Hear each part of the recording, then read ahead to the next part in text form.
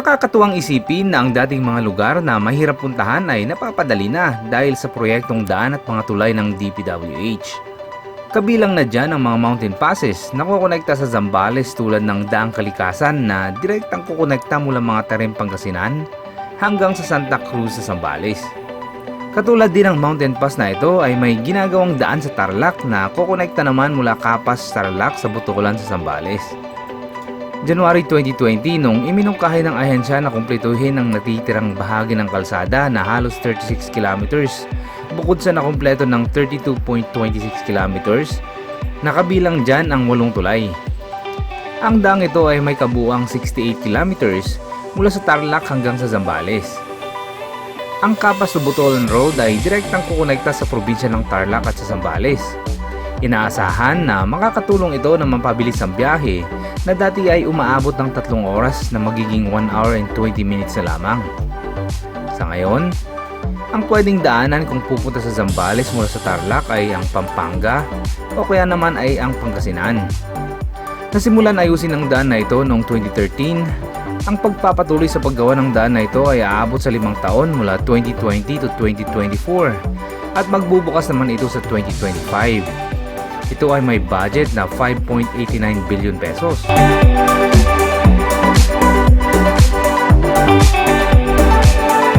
Sa ganda ng daan at tanawin dito, hindi magkamayaw sa dami ng mga riders at mga turistang namamasyal dito. Bago pa man nasimulan gawin ito ay inaasahan ng dadagsay ng mga turista dahil nga sa ganda ng tanawin dito. Kapansin-pansin ang mga tindahan sa daan para sa mga gustong bumisita dito. Marami na rin nag-o-offer dito ng mga activities tulad ng camping, fishing, horseback riding at iba pa. Aabot halos sa 140 kilometers mula Malabon hanggang sa Capas to Botolan Road at mahigit 2 oras ang biyahe. Kung ikaw ay mahilig sa nature at gustong ma-engage sa kalikasan kahit sa maikling panahon lamang, sumama ka sa biyahe ko at ating silipin ang ginagawang Capas to Botolan Road.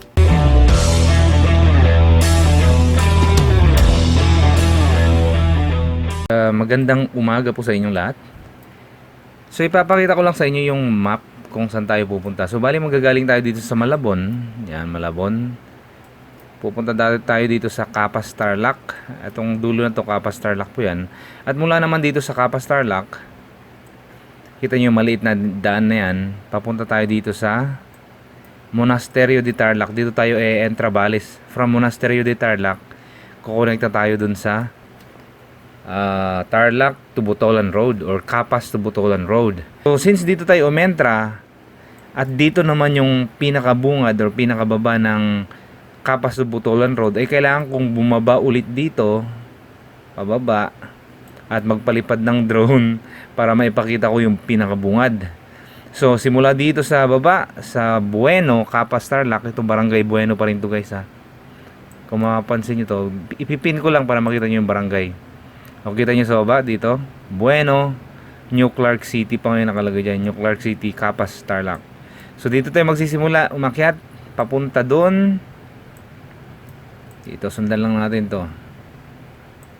Hanggang sa kung saan ang merong semento.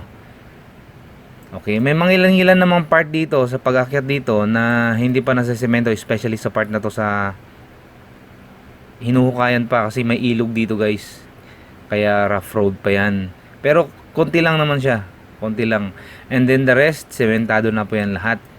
So I think Sitio Baag ang pangalan kung saan natatapos yung semento. At doon nila tinutuloy na sementohin ulit pataas. Papunta sa bundok na ito.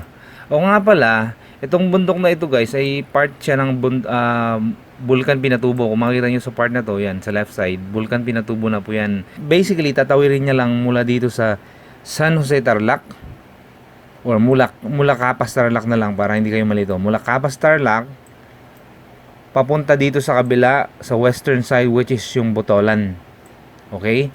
So, parang tinitignan natin sa map, parang napakadali lang, ano? Pero, napakarami pong bundok yan na kailangang lagyan ng daan. Kaya, ina-expect nila na matatapos yan in 4 to 5 years. So expected nila na mag-open yan sa 2025 pa. according dun sa I think project manager, ganyan po ka-epic yung daan na yan.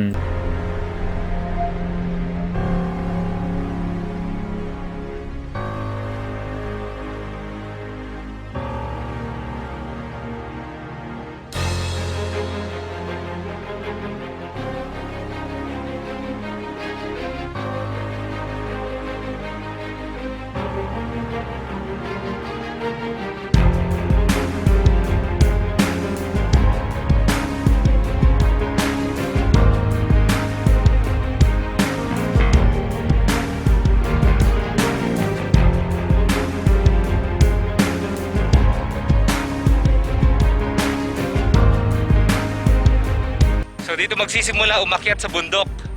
Manggagaling naman dito sa Bueno. Pataas, pamunta dun sa Sitio Bag.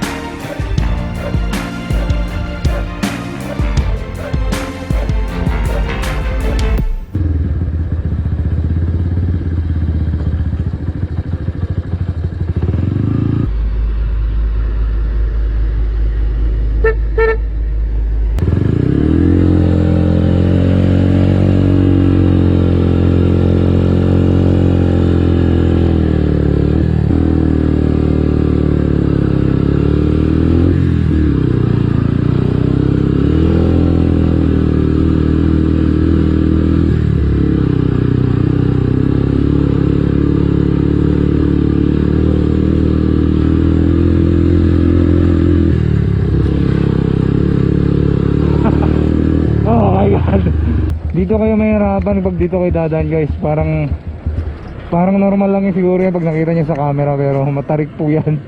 Gilid lang kayo.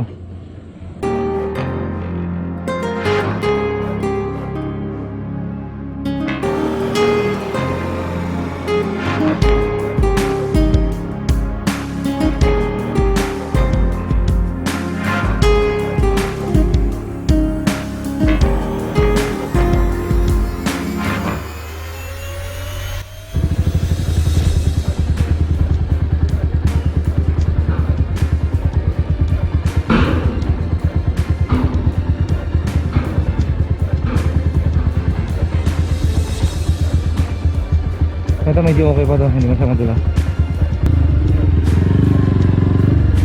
Wow!